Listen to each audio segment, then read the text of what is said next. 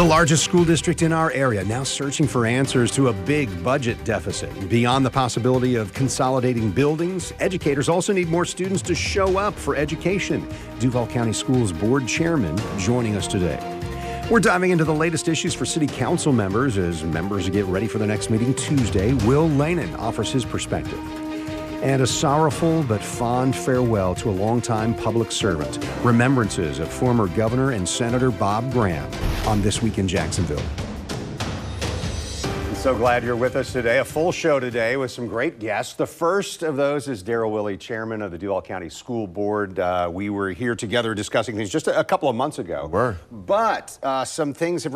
We need to talk again, and I think the first of those that catches my attention, lots of discussion, even board workshop about, hey, what are we going to do? Are we going to consolidate schools, close schools? What do we do? Maybe even close magnet schools. What do we do to address a budget shortfall? Right. Where, is this crisis time? Is this just simple problem solving because it's 2024? How would you describe this? It's the moment in time we're in. There's such the landscape of education has changed. The cost of building new facilities has changed. So we as a board, we believe it's our responsibility to actually look back to figure out how do we address any issues that we have. So here's where we are. We're gonna have to make some difficult decisions, but one thing that I know is we're gonna be able to do it and do it with the community. That's what we did at our last meeting. We actually laid out that timeline and talked through how do we actually dive into this process, look at the data, both qualitative and quantitative, and then get the community involved in the conversation. So we won't make any decisions about any school closures until next year. What are some of the factors there? You referenced some of them, but Yeah. Costs go up. We had the half-penny sales tax. Is that not funding things, or just the cost of doing the reconstruction projects and everything just went up? The money's coming in great from the half penny, and we thank the voters, of course, for the support of that. And we've seen the new buildings, the new Jean Ribaud, the Rutledge Pearson are well on their way and up, the Rutledge is. But the cost of building those buildings is almost double what it was when we went into this before COVID. So post-COVID, you're seeing these rising costs. You're seeing also the number of choice options, so we're a little bit of declining enrollment from the school district side. So those two sort of pieces connected and combined, now we're in a situation where we have to look at how do we move forward. So enrollment at the different schools is a factor in considering, do we consolidate this to another place? Is that right? Yeah, so we do an enrollment study almost every year to determine how many students do we have, where they enrolled in each school, and really take a deep dive. This year we not only took a deep dive, but also had our consultant come up with a raw scenario about if you were going to do it, geography, enrollment, those sorts of pieces, without some of the nuance, what would you have? And that's what we saw, and that's what the community is reacting to now. So what we've been covering these last couple of weeks, the proposal to maybe close up to 30 public schools there. Also wanted to hear about maybe magnet schools. So why would those be on the table for maybe we need to adjust things there too? Yeah, I think we have to look at interest, parental interest, also the changing landscape of what it means to be in a career. So we have to look at jobs of the future and match those sort of magnet programs with that. So we'll take a deep dive and look at those magnet programs as well. But more than likely, a lot of our magnet programs are some of our most successful programs where schools are, the enrollment's high, the capacity and the use in the school is high as well. So, but we'll see. We're going to look at every single scenario, and that's what we wanted to do. Oftentimes when we close schools, we look at certain neighborhoods. But this time we said we're going to open it up, and if we just drew a line and said, hey, here's the line about capacity, let's look at every single school that can make the list. And that's never been done before. So now that's why you see sort of the outrage, but at the end of the day, I think it's a positive thing. Because if we have families and communities saying, hey, I have a great public school, let me tell you about it, that's what the public needs to know. And if we can do more of that, I think we'll be in a different spot 5 and 10 years down the line from now. Last time you were here, we were talking about graduation rates. We were. Well, maybe a less celebratory topic here. It's not just enrollment, it's attendance. Is there an issue right now with families getting those students actually to be in the classroom? Oh my gosh, yeah. One of the biggest factors, and if you look at testing and graduation, is how many days of school are students sitting in the seat. Teachers are amazing. We have amazing teachers and educators. They can only do so much. The kids have to be in the seats, and we do have a problem with that. And we are being proactive. We have a lot of measures in place to be proactive and also reactive to make sure students are showing up. And if they're not, we're going to do some things about that. But that is one of our main priorities, is making sure our kids are in seat. Attendance is important.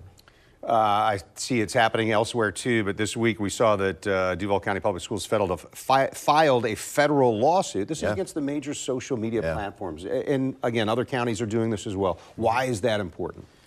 Mental health. Like, I think our students show up every day with a backpack and baggage, and I think we have to do all that we can to make sure that we support them. And one of the things that we're hearing on a regular basis is social media has an effect on that mental health. In fact, our mental health department put on a mental health conference just this Tuesday. 400 kids from across the district, every single session during that conference connected some way to social media. So we want to hold those social media companies accountable. There's some positive on social media, but there's also can be that negative sort of route that you can go down. So it's really about accountability and making sure that if those social media companies understand what they're doing and the reaction to that, that we can sort of push in and get some of those financial benefits from that to pour more resources into the mental health side. Yeah, and that was really what I was going to ask. What does the district want to get out of this lawsuit? It's really being able to support more students in mental health. We know that post-COVID, kids are carrying a lot. There's a lot of weight and heaviness on their shoulders. So it's really up to us to make sure we clear that canvas and then they're ready to learn. So we want to pour some of these resources back into our mental health services. We're doing a great job with it, but we can only do so much with limited resources. With this money, potentially, we're able to do even more for more students. It seems like we're still encountering the effects of what happened during the pandemic when students were in class, or not many, or were held out of class. And all of that wrapped up into where we see our students now, especially when it comes to their personal mental health. Sure. Let me ask one other question here before you get to go. Yeah. Searching for a superintendent. We sure are. And last fall, I understand there were 10 applicants. The board said, hey, we want more people. And so 20 candidates, last I checked. And so where do things stand here in the timeline into this next month to try and hire someone? Yeah, we're excited about the candidates that have put their name into the hat. And we knew that the timing was what was a bit off last time. And we went out and sort of hopeful, and it didn't work out last time. But this time we went out and we got some really quality candidates, I do believe. So right now we'll look at these candidates. We'll select a group of semifinalists next week. May 7th, we'll actually select finalists. May 13th and 14th, these finalists will be on site in Duval County, so folks can meet them. We'll have some focus groups. There'll be a meet and greet, I believe, at the Jag Stadium. So we're going to really involve the community in this decision, because if we can make sure the community understands how important this role is and that this is the community superintendent, I think the superintendent will be in better hands and the district will be in better hands. Yeah, and it's something, again, that districts said, hey, we want to make sure somebody's in place by the time of the next, school calendar year, which will be July 1st. Is that right? Yep. So we'll have somebody by July 1st. We'll vote in June, and by July 1st, we'll have somebody in, and hopefully when we start in the fall, we have a new superintendent ready to take that helm. Yeah. School Board Chairman Darryl Willey, thanks so much for the time today. Always a pleasure. All right, so from School Board to City Council in Jacksonville, District 3's Will Lahnen is here in studio. That's next on This Week in Jacksonville.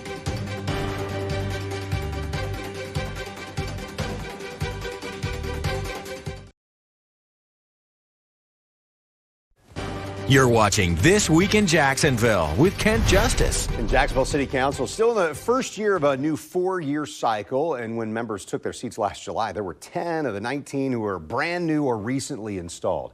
This is our first visit today with Will Lahnen, representing District 3. And this is cool. You were telling me about some of your background, and oh yeah, I've heard this before. There was something like a Navy connection for somebody who's serving here in Jacksonville. Yeah, absolutely. Yeah. So I was a submarine officer, so I actually spent way more than I wanted to be in my 20s underwater, about a year and a half cumulatively over 5 different patrols out of Kings Bay. So kind of the rare guy that grew up here in Jacksonville, then went into the Navy, and then came back.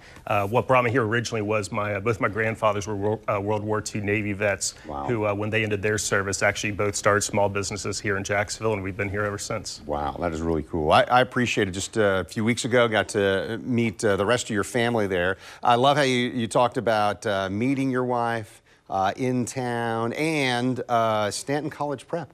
So you and 3 others are elected That's right. Just officials. Stanton's a great school. Very proud to call myself a Stanton grad, but we now have 4 elected officials currently serving, and it's Congressman Waltz, who was on your show last week, Angie Nixon at the state level, and myself and Joe Carlucci, one of the new class of city council. So federal, state, and local level, Stanton now has representation at all levels of government, so pretty cool. Let's talk about your district for a little bit. So District 3 and what's happening there, because as you pointed out, that district is home to University of North Florida, the Town Center, Mayo Clinic, and some of these places that have a lot of guests come, and specifically for what those institutions are, right? Right. So District 3, like you said, has those 3, and those are 3 of the top 5 visited places from people from outside Jacksonville. Visit Jacksonville does a study every now and then.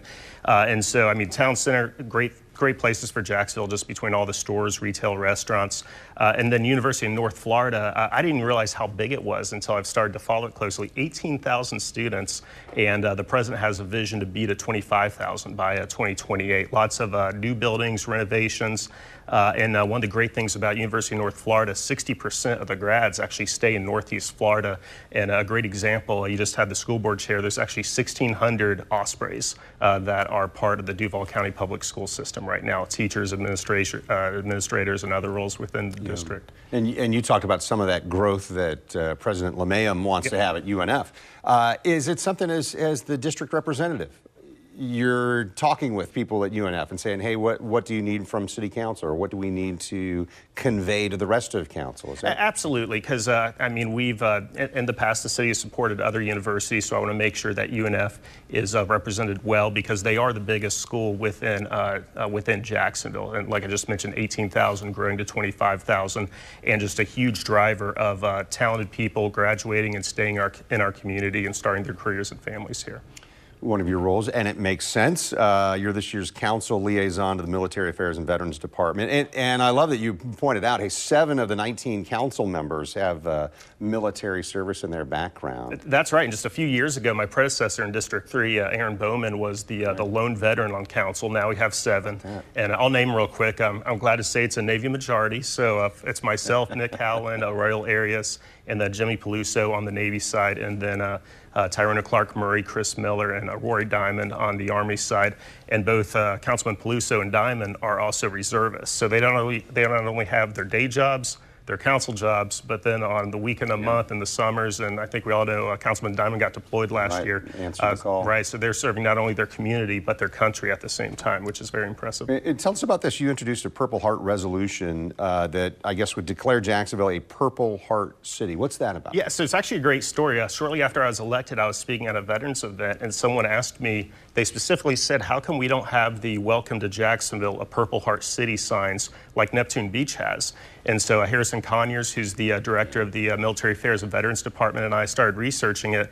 And the simple answer is we'd never asked for it. So we've been working with the Military Order of the Purple Heart to draft the resolution, went through committee this week, and it'll be passed on Tuesday.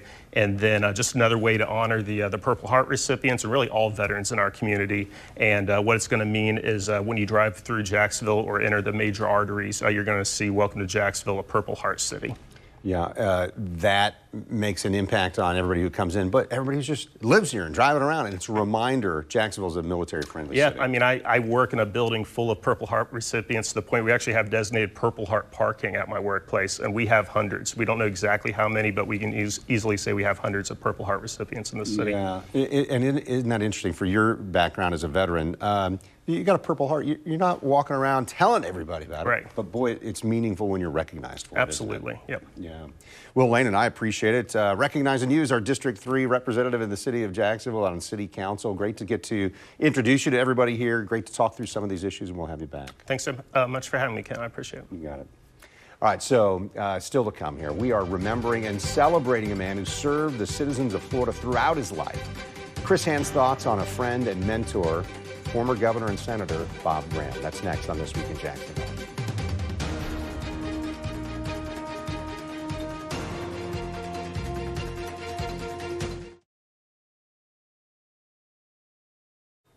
You're watching This Week in Jacksonville on Channel 4. A statesman and leader in Florida passed away this week. Condolences have poured in following the death of former Florida Governor Bob Graham. He was the state's 38th governor, serving 2 terms in 1979 through 1987. He was elected to the U.S. Senate, and he served 3 terms there until he didn't seek re-election in 2004.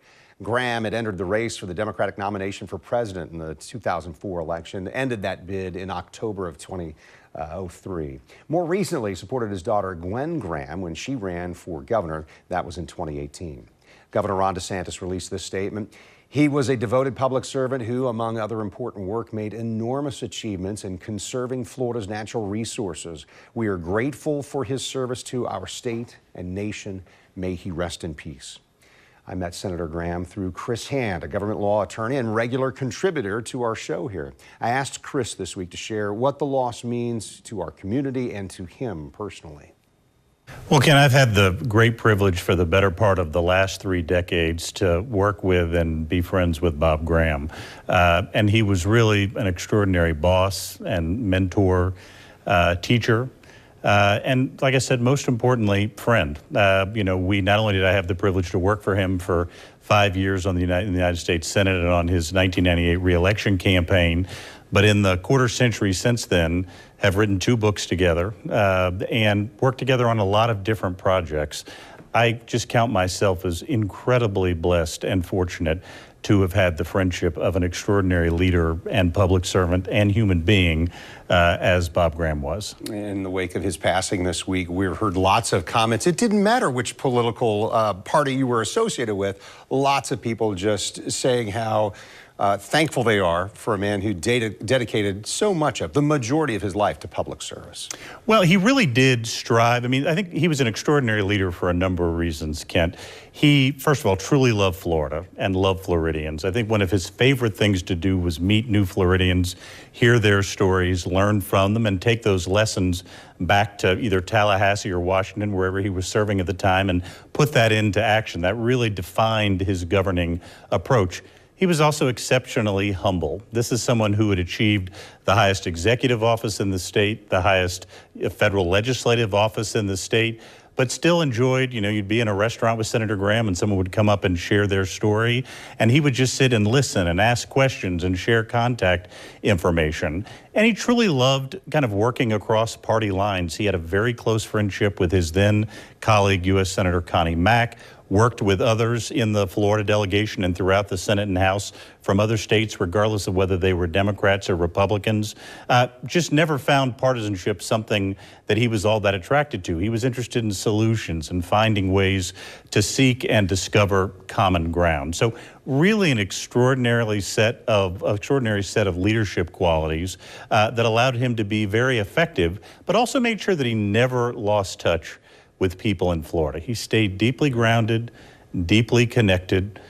He had a unique common touch, and it's very hard to imagine a world without Bob Graham in it. Well, I know you introduced me to former Senator, former Governor Graham, and it was about the time of this book came out. Tell us about this, because this is something that I know you lean into, and certainly something he did, that is using and activating your rights as a citizen and the opportunity to be empowered as a citizen in your local community and in our country. This was a almost lifelong passion for Bob Graham, helping citizens, helping Americans find and use their effective citizenship skills to move government in their direction. And it is a passion that to some extent, Kent, happened right here in Jacksonville during a town hall meeting at Wolfson High School in the 1970s, began to develop this interest, ended up doing the first of his more than 400 work days as a civics teacher at Carroll City High School in Miami Gardens, Florida, and adopted this lifelong passion for helping Americans discover what he believed to be the most important title in American democracy, the most important role in American democracy, and that was of citizen. And so I had the great privilege to work with him on 2 separate books, an earlier version of America the Owner's Manual, and the one where you and Senator Graham met that's right here, America the Owner's Manual, You Can Fight City Hall and Win, because his passion was to teach Americans the skills of effective citizenship, to make sure they understood that they had all the skills and talents they needed to make elected officials respond, and also share the stories of Americans who would use those skills and talents to make elected officials move in their direction. He was very passionate about that. So he might have been a governor, he might have been a U.S. senator, but the role that he cared the most about in our democracy was that of citizen. You mentioned, as we wrap up here, last thing, you mentioned the most important role he had in your life was as friend. What would you say to people who never got to meet him but know a little bit about U.S. Senator Bob Graham? What's the thing that will be his legacy, in your viewpoint, the thing that all of us should strive toward? Well, there's so many, including some of those leadership traits I talked about, but what I would encourage people to do is look around them in the state of Florida. Every time you're on a beautiful body of water or you're hiking through a preservation area, it's probably there because Senator Graham prioritized saving some of our natural treasures. Whenever you're at a state college or university that's thriving, that was a huge priority of Senator Graham's throughout his time in elected office. And whenever you feel the urge to reach out to an elected official, share your point of view, make sure they hear your viewpoint and act on that viewpoint, think of Bob Graham, because that was his lifelong mission. He was an incredible leader and statesman, and even more importantly, human being, and we're all going to miss him very much.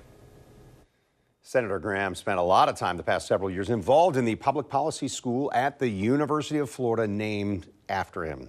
He passed away in Gainesville. He was 87 years old. Our gratitude and condolences to his family and friends, including Chris Hand and former Congresswoman Gwen Graham, longtime friends to our broadcast. All right, next time, Chris Hand and I dive into local, state, and federal policy issues. Plus, we're working to welcome the outgoing publisher of the Jacksonville Business Journal. This Week in Jacksonville airs each Sunday morning at this time. I'm Kent Justice. Thanks for watching on air on Channel 4 and the CW17 and online at news4jax.com or streaming on News4Jax Plus. And don't forget to check out This Week in Jacksonville Business Edition with new episodes that come out every Thursday morning at 9. This week's podcast looks at the technology behind autonomous vehicles. We're joined by a man who grew up here in Northeast Florida and leads the company called Beep. You'll find it right now on News4Jax Plus under the channel This Week in Jacksonville.